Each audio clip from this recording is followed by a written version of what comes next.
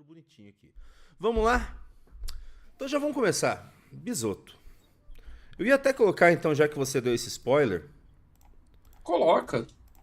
Deixa eu Desde que colocar seja com aqui. jeitinho, né? Também não coloque assim com Meu brutalidade. Deus, calma lá também, meu Deus do céu. Vamos colocar aqui a notícia que a gente ia comentar. Ah, cadê? Eu não... Muito profissional da minha parte, eu não separei. Mas Lula reconhece que pode não ser candidato finalmente. Parou com essa putaria. E é algo que você tinha falado. Algo para comentar a respeito? Cara, tá acontecendo óbvio. Eu tô te mandando aí a notícia pelo Zap, já que você é devagar. Manda lá. Pronto, a notícia está no teu Zap. Ah, o presidente Lula não tem mais nada a ganhar nessa altura da vida. Ele ter sido candidato em 2022 foi o preço que ele pagou para sair da cadeia e salvar a pele de um Supremo Tribunal Federal que estava emparedado com o bolsonarismo, em desespero com o bolsonarismo, com medo que o Jair Bolsonaro, reeleito, viesse com força redobrada para cima deles. Tiraram o Lula da cadeia, era o único candidato competitivo contra Jair Bolsonaro. Lembrando, o Lula não era a primeira opção da turma do STF. Antes do Lula, eles ensaiaram Luciano Huck fazendo artiguinho de final de ano e fazendo de conta que poderia ser candidato, não teve tração. Nas melhores pesquisas, o Luciano Huck pontuou com o que Renan Santos já tem hoje. Depois eles tentaram com João Dória, esse basicamente pulverizou a própria carreira, depois de ser eleito com Bolsonaro, tentando ser o candidato anti-Bolsonaro.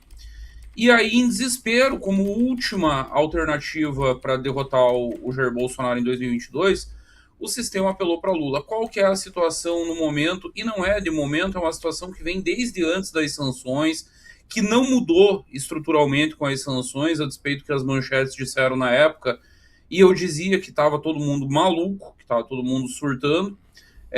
Ele não tem popularidade suficiente para ir para uma reeleição tranquila. A reeleição do Lula, no melhor dos cenários para ele, é uma disputa de vida e morte para tentar salvar a percepção em relação ao próprio governo, que é um governo desastroso, que é um governo que tem mais ruim e péssimo do que ótimo e bom, que é um governo em que a maioria desaprova.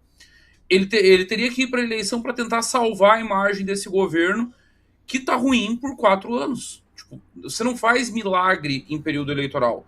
Até tem um fenômeno recente que é o próprio Bolsonaro, que chega na eleição muito mal e que aí tem uma recuperação acelerada. Mas a recuperação do Bolsonaro ela não começa na eleição. Ela começou meses antes, quando a economia, que tinha ficado paralisada durante a pandemia, começa a se reaquecer. Aí o cidadão sente na ponta sinais de melhora e a avaliação do Bolsonaro vai melhorando aos poucos. Ele chega na eleição, ele tem um discurso para fazer. Qual é esse discurso? A economia só parou porque teve fechamento na pandemia, inclusive fui contra, e agora ela está se recuperando, então eu mereço que você me dê uma segunda chance. Eu mereço que você me mantenha. Por isso que o Bolsonaro conseguiu recuperar. O que o Lula vai poder dizer durante a eleição? O cidadão não tem sensação de melhora. Agora ele está nessa de vou aumentar mais imposto agora com o cigarro. E eu não sei o que passa na cabeça da galera da comunicação do governo, porque dizem que o Lula não anuncia mais nenhuma medida sem consultar a Sidônio Palmeira. O que eu imagino que passou nesse caso? Ah, mas se nós falar em aumentar imposto sobre o cigarro, é uma pauta cara ao eleitor evangélico, que é o eleitor bolsonarista. Cara, a única coisa que o eleitor vai ouvir disso é que vai ter mais aumento de imposto. Aí a outra, eu vi um vídeo antes de começar a análise, Júnior, do Pedro Rousseff, sobrinho da Dilma Rousseff, vereador lá em Belo Horizonte, deve vir candidato a deputado federal nessa eleição, e ele dizendo que o Lula vai acabar com as bets, outra pauta para tentar dialogar com o público evangélico bolsonarista.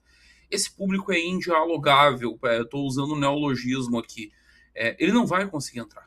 Ele simplesmente não vai conseguir entrar porque, cara, você viola todos os valores desse grupo. Você banca uma Erika Hilton como cara pública do governo, como o governo fez ao longo de 4 anos. Tem uma Janja destroçando a imagem do governo junto ao público evangélico. Promove pauta woke, aí você está achando que vai meter imposto em cigarro e vai anunciar que quer acabar com as bets e os evangélicos vão esquecer de tudo, é tratar o eleitor como burro. Com tudo isso na mesa, o Lula, que é tudo menos burro, ele vai ler o cenário. Era óbvio que ele não seria candidato, sempre foi. Não foi nada genial meu. Ah, mas então por que ninguém mais bancou se era tão óbvio? O professor Olavo de Carvalho já dizia, no Brasil, falar o óbvio virou sinônimo de genialidade. Você perceber coisas básicas, você apelar para o senso comum na análise política, por exemplo, virou maluquice. As pessoas não querem acreditar na existência do senso comum. Daí, aliás, a propósito, a popularidade e teoria da conspiração.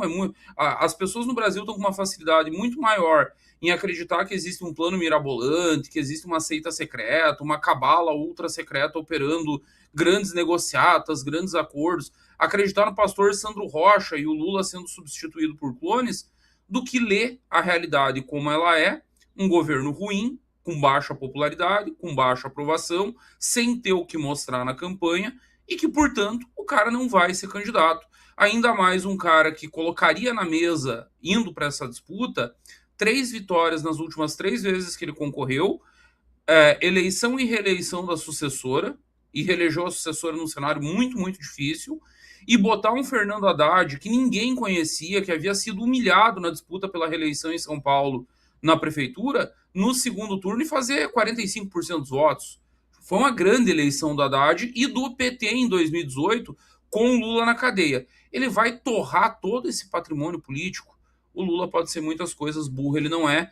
Por isso que eu sempre trabalhei com o cenário de que o Lula não seria candidato à reeleição e talvez, Júnior, e aí eu sempre trabalhei até com essa possibilidade. Um governo muito aprovado, vamos dizer que foi o governo Lula 1, que é um governo que termina com o Brasil crescendo a 4,5% ao ano, com projeção de crescer ainda mais nos anos seguintes, inflação sob controle, preço baixando no supermercado. Imaginemos que fosse esse o cenário. O Lula está com 80 anos, ele vai olhar e vai pensar, eu tenho saco para aguentar mais 4 anos isso aqui? Eu tenho paciência para gerenciar a crise com o Supremo, crise do Banco Master, crise com o Congresso, a Janja se aparecendo e trazendo uma visibilidade que não é saudável para alguém que já esteve na cadeia, que estava na cadeia até outro dia. Vamos lembrar. Então, eu acho que até um Lula com hiperaprovação, ele tentaria repetir a receita da Dilma. Pegaria alguém da confiança dele e tentaria eleger. Agora, não tendo nem esse ativo, não tendo um governo hiperaprovado, vai escolher alguém que possa salvar o PT, garantir os governos do Nordeste, garantir a eleição numa bancada grande, e é isso que o PT tem para eleição, é isso que o consórcio que apoia o governo tem para eleição, e já o Supremo vai tentar desesperadamente, já está tentando a propósito, ver se surge alguma candidatura alinhada que possa salvar o pelo deles. Até agora não surgiu. Já apostaram de um tudo, já tentaram Ratinho, já tentaram Eduardo Leite, agora há setores que sonham com Caiado se viabilizando. O problema para o sistema é que os candidatos deles são muito ruins e não têm viabilidade popular, não têm viabilidade eleitoral. O cenário é esse, e agora vamos ver o que acontece até a eleição.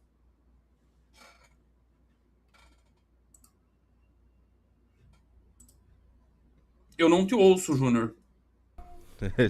Mesmo problema que você às vezes. Esqueci de ligar o microfone.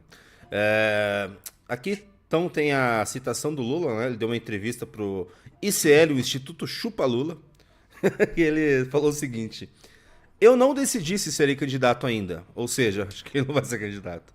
Vai ter uma convenção em julho e eu, para decidir ser candidato, vou ter que apresentar um programa. Vou ter que apresentar uma coisa nova para esse país. Lula, ter 3 mandatos, no final do terceiro, indo... Ele vai pensar num programa agora para apresentar. Eu acho que...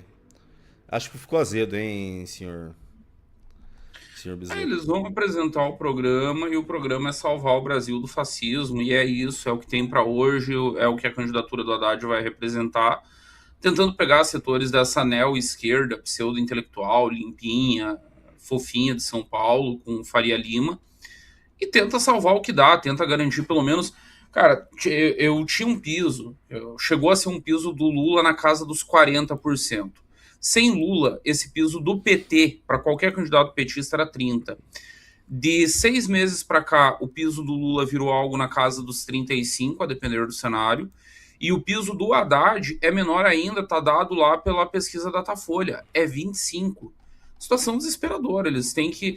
na verdade, eu acho que o Lula está refém do sucesso da estratégia de 2018, porque sim, foi um sucesso mesmo perdendo a eleição, de levar até a 1/10 hora essa candidatura, de dizer que era candidato, até mesmo registrar e depois ter a candidatura rejeitada pelo TSE. Esperou até o último dia da troca para fazer a troca, enfim. Ele ficou meio que refém dessa estratégia, tentou repetir ela, tá tentando, só que aí o que acontece? As pesquisas mostrando derretimento, queda na aprovação, Flávio Bolsonaro grudando na liderança, é questão de tempo, de muito pouco tempo para o Flávio assumir a liderança, mesmo contra Lula e já em primeiro turno, talvez ali na casa dos 45, e assim, ó, o Flávio não assumiu contra uma previsão minha, que era para ele ter assumido a coisa de uma semana atrás, em todos os institutos, aí não é escolha de pesquisa, é em todos. Talvez ele não tenha assumido porque talvez o Flávio tenha batido no teto. Só que mesmo o Flávio no teto, em segundo turno vira guerra de rejeições. E a rejeição maior, a anulação, uma rejeição anulando outra, a maior tende a ser a de memória mais recente. Tipo, se houve cagada no governo Bolsonaro, e houve, não foram poucas, já passou 4 anos. Jair tá na cadeia, os bolsonaristas foram presos, alguns influencers exilados. As pessoas esqueceram, passou. A cagada do Lula tá aí, a pessoa sente todo dia que ela vai pro supermercado. Então, é outra coisa que o Lula sabe. Num eventual segundo turno que favoreceu ele em 2022, essa anulação de rejeições, tipo, as pessoas rejeitavam mais o Bolsonaro do que ele. Você olha, segundo o velho canon do marketing político, os dois candidatos eram inviáveis. Mas vão os dois pro segundo turno. Aí vira uma disputa de rejeição. Em 22 favoreceu ao Lula a memória mais recente. As pessoas estavam com as presepadas do Bolsonaro na cabeça, estavam com o discurso anti-vax, estavam com o Bolsonaro andando atrás de EMA com cloroquina na mão, com a briga com os governadores e com prefeitos, com a STF, aquele cenário todo. Então, a rejeição do Lula acabou sendo menor naquele cenário. E foi o que garantiu que ele vencesse, ainda que por um pentelinho. Um fiozinho de cabelo salvou o Lula naquela eleição. Ele pode agradecer a deputada Carla Zambelli, que a 48 horas do segundo turno saiu correndo que nem uma retardada atrás de um eleitor armada no centro de São Paulo, que o eleitor fez o que todo eleitor faz com todo político. Renan já deve ter escutado pouco para esse Brasil afora. Não foi só aquela cena patética lá do Rio. Isso é normal. Eleitor xinga políticos, eleitor desabafa quando encontra políticos. E a louca surtou e saiu armada correndo atrás de um eleitor, e aquilo ali meio que é a diferença do Lula, cara. É a diferença que o Lula ganha a eleição em São Paulo, não é no Nordeste, até porque Bolsonaro teve um desempenho maior em 2022 no Nordeste em relação ao que teve em 18. Onde que ele piora? São Paulo, maior colégio eleitoral do país, e piora muito, e o Lula vem com um desempenho muito melhor do que o Haddad teve em 2018 em São Paulo. Dessa vez tudo joga contra, e para eles vai restar tentar manter o próprio campo político, usar a máquina do governo. Sinceramente, não sei mais muito o que resta, Júnior. Eu tenho relatos de dentro do governo, né, essa dança das cadeiras aí, que saiu todo mundo que vai ser candidato. Cara, tem órgãos que já estão sendo basicamente saqueados pela galera nova que entrou. Que é uma sensação, e Brasília tem muito esse feeling, tá? Quem tá acostumado com o governo sente quando a merda tá vindo. É a sensação de vamos tirar tudo que der agora e vamos fazer o catarrapa, porque em dezembro nós vamos embora. Se tá esse clima, esquece. Periga derreter a campanha, e acho que um dos cenários menos prováveis com os quais eu trabalhava há 6 meses atrás está se tornando o cenário mais provável para a eleição. Nós tirarmos o Haddad do segundo turno, nós disputarmos o segundo turno contra Flávio Bolsonaro. E aí sim, pela primeira vez, desde que tem eleição presidencial e tem segundo turno, nós vamos poder dizer que é outra eleição. Porque o grande mote da eleição terá sido eliminado no primeiro turno, que é não podemos deixar o PT voltar. Acabou esse discurso para os bolsonaristas se nós disputarmos esse segundo turno com Flávio Bolsonaro. Eu não te ouço. Uau, Júnior. Caramba, seria... Assim, é uma aposta. Eu já até comentei isso mas há muito tempo atrás, né? Que se continuasse, se fosse pro buraco, se eles não tivessem nada contra o Flávio, é isso aí que aconteceria. Porque olha só, mais um pouco na matéria, mais uma fala do Lula, até sobre quem seria, né, o candidato, caso não fosse o Lula. Ele colocou aqui, ó, Camilo Santana.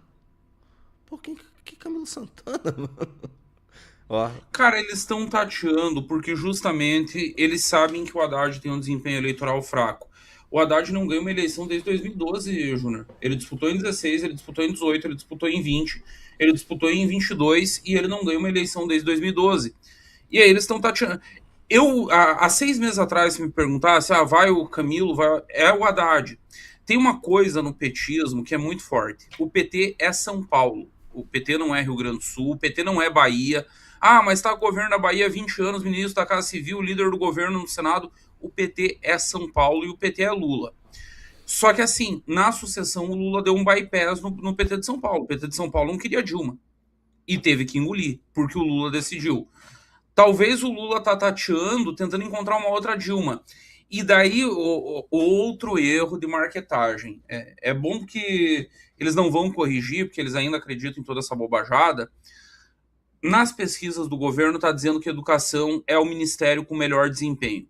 E por que é o ministério com melhor desempenho? Porque para o cidadão médio, para o brasileiro normal, comum, o que é uma boa educação? A escola abriu? Tem merenda? Tem material escolar para o meu filho? As aulas começam e terminam no horário? Pronto. É uma ótima educação. Não interessa que meu filho siga analfabeto, não interessa que a educação seja uma bosta, não interessa que nada do que ele aprenda ali seja útil para a vida dele. O que importa é que enquanto eu estou trabalhando, tem escola, está abrindo, tem comida. Então, a educação não é um problema. Quem já trabalhou em campanhas majoritárias sabe, quando você faz pesquisa municipal, nunca vai dar a educação como problema. Quando você vai avaliar a área de governo, a educação é sempre o melhor desempenho. Tem um jeito das pessoas acharem a educação ruim. É só se você tiver greve no setor. E é por isso que muitos governos, eu posso dar um exemplo, o governo do PL aqui de Santa Catarina. O governo do PL iniciou o Jorginho Melo com um quadro que eu gostaria de ter ele como ministro da Educação do governo Renan, Aristide Simadon. Aristide Simadon foi presidente do sistema CAF, um sistema de universidades comunitárias. Não é exatamente privada, mas não é pública. Elas são comunitárias, são fundações mantidas por empresários, mantidas pelas comunidades locais. Tem no estado inteiro, tem a Univale, no Vale do Itajaí, lá na minha região tinha o UNC, aí o UNC se dividiu agora, aí Caçador tem a Uniarp, que é a Universidade do Alto Vale do Rio do Peixe, tem a UNOESC, no oeste do estado, enfim, aonde o Simadon foi reitor. Ele foi presidente desse sistema CAF, ele chegou a ser cogitado como ministro da Educação do governo Bolsonaro.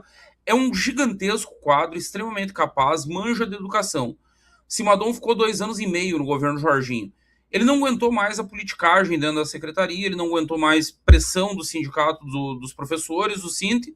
Quem que o Jorginho nomeou? A subsecretária que todo mundo sabe que é petista. Que no escurinho da urna ela vai votar no Jorginho para garantir o emprego, mas o voto presidencial dela é 13. E todo mundo sabe. Não é como se fosse um grande mistério na política catarinense que a mulher é esquerdista. Por que ela está ali? Para manter o sindicato feliz, para não correr risco de greve. Em não tendo greve, as escolas funcionando, ninguém reclama da educação.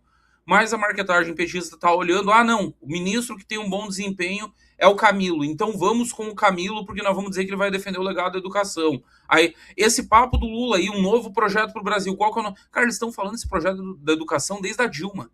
Lembra que a Dilma, o slogan do governo era Brasil, Pátria Educadora? Eles estão tentando requentar. Gostou desse corte? Assista às lives diárias no canal MB Live TV. E para mais cortes como esse, se inscreva no Rabo da Onça e fique por dentro das novidades da missão.